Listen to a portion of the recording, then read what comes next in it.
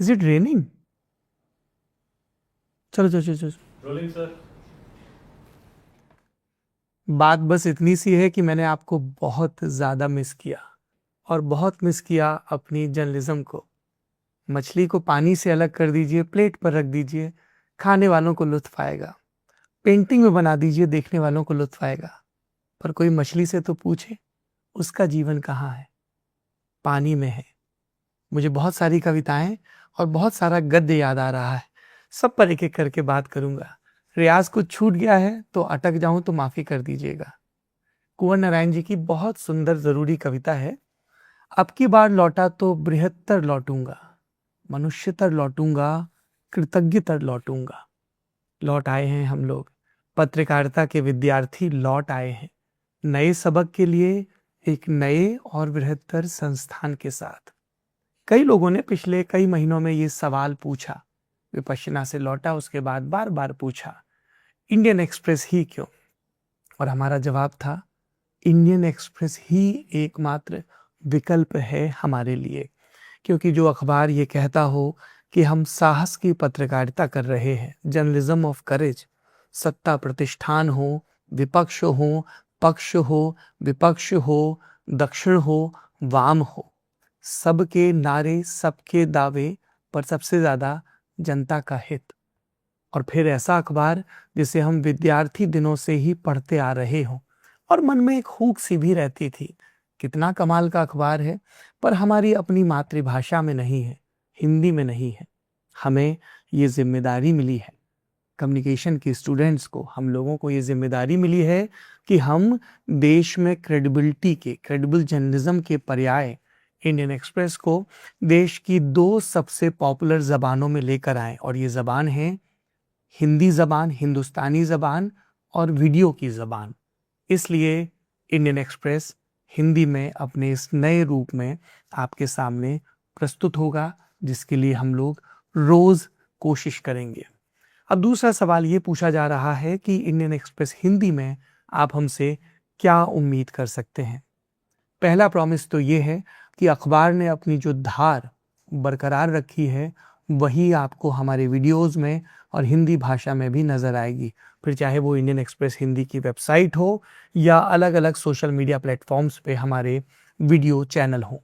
इसमें आपको Indian express के रिपोर्टर्स की खबरें मिलेंगी, ओपिनियंस मिलेंगी, एक्सप्लेन्ड के पन्ने मिलेंगे, देश की, विदेश की, विज्ञान की, अर्थशास्त्र की, खेल की, यानी हर वो दुनिया जिसे हमारा ये 18 से 20 पन्ने का अखबार रोजाना कवर करता है, विस्तार के साथ, तथ्यपरक ढंग से, बिना किसी भाषिक आडंबर के, उसे हम हिंदुस्तानी जबान में मौजूद तरीके से वीडियो के फॉर्मेट में और टेक्स्ट के फॉर्मेट में लाने की कोशिश करेंगे, ताकि देश का हर नागरिक भाषा के बाधा को पार करके ज्ञान को, तथ्यों को और उनके विश्लेषण की क्षमता को विकसित कर सके।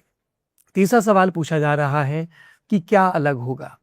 जब भी हम देश विदेश में जाते हैं तो बार बार पूछा जाता है कि देश की इतनी फिक्र कम क्यों है, रूरल इंडिया पर फोकस इतना कम क्यों है।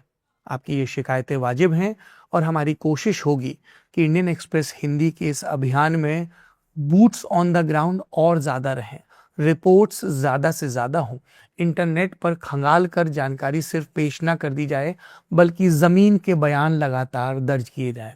और इसकी धमक आपको उत्तर प्रदेश चुनाव की मुनादी से कई महीने पहले ही नजर आने लगेगी। पर बात सिर्फ ग्रामीण रिपोर्टिंग की नहीं है, बात सिर्फ खेती की नहीं है, बात सिर्फ अर्थव्यवस्था की नहीं है। बात है कि देश के हर कोने में पहुंचा जाए, फिर चाहे वो पर्यावरण के मुद्दे हों या विज्ञान के मुद्दे हों, कला के मुद्दे हों, खेल के, संस्कृति के, इतिहास के, और ये सब जर्नलिज्म के बुनियादी नियमों का पालन करते हुए। और ये बुनियादी नियम क्या हैं? बरसों से अभ्यास कर रहे हैं। 3 प्रस्थान वाक्य हैं, 3 शब्द हैं, स्पष्ट, सरल और सरस। हम वही बताएंगे जिसके बारे में हमें क्लैरिटी हो, और ये क्लैरिटी जुटाने के लिए हम विद्वानों के पास जाएंगे, नीति निर्धारकों के पास जाएंगे, आपके और अपने हिस्से का ज्ञान जुटाएंगे। सरल, अगर हम आसान भाषा में अपनी बात आप तक नहीं कह पाए तो बात आप तक प्रभावी ढंग से पहुंचेगी नहीं। भवानी प्रसाद मिश्र हिंदी के महान कवि कहा करते थे, मैं जैसे कहता हूं वैसे तू लिख, और फिर मुझसे भी बड़ा तू दिख। इसलिए जन भाषा में संवाद होगा। और तीसरा मंत्र सरस। यदि ये रोचक नहीं है, यदि ये प्रभावी नहीं है, तो फिर ये आपको याद नहीं रहेगा, और बात जो याद न रह जाए तो उसका असर कुछ कम हो जाता है।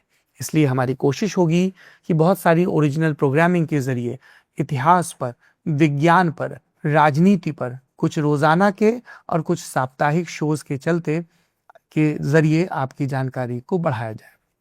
अब चौथी और आखिरी बात कि फिर सिनेमा का क्या होगा, राजनीति का क्या होगा, कौन से कर्तव्य याद रहेंगे और कौन से भूल जाएंगे। देवियों और सज्जनों, मैंने आपसे पानी का जिक्र करके अपनी बात कही। कम्युनिकेशन का स्टूडेंट हूं, बहुत सारी फील्ड्स एक्सप्लोर करूंगा, लेकिन मूल धारा हमेशा से पत्रकारिता की थी और वही रहेगी।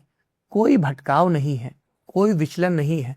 बहुत सी दुनियाओं में विचरूंगा, लेकिन बार बार कृतज्ञतर, मनुष्यतर और पूर्णतर होकर इसी पत्रकारिता की धारा में लौटूंगा। संस्कृत का एक श्लोक है, न चौरहार्यम, चोर चुरा नहीं सकते, न भातृभाज्यम, भाई बंटवारा न कर सकें, न च भारकारी, इसका वजन बढ़ने से बढ़ता नहीं है। विद्या धनम सर्वधनम प्रधानम। ये पत्रकारिता का धन है, इसको हम उत्तरोत्तर सीखते हुए बढ़ाना चाहते हैं। हमेशा याद रखिए, हम तथ्यों के जरिए आप तक अपनी बात पहुंचाएंगे, वस्तुनिष्ठता के साथ पहुंचाएंगे, और संविधान में जिन सार्वभौमिक मानवीय मूल्यों की बात कही गई है उनकी रक्षा के लिए, कॉन्स्टिट्यूशनल गारंटीज की रक्षा के लिए सतत प्रयास करते रहेंगे। सत्ता से सवाल पूछते रहेंगे और विपक्ष से भी उनके दावों की पड़ताल करते रहेंगे। ये इंडियन एक्सप्रेस हिंदी है।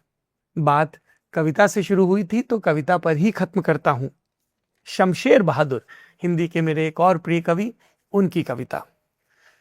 बात बोलेगी हम नहीं, भेद खोलेगी बात ही, सत्य का मुख झूठ की आंखें क्या देखें, सत्य का रुख समय का रुख है, अभय जनता को सत्य ही सुख है।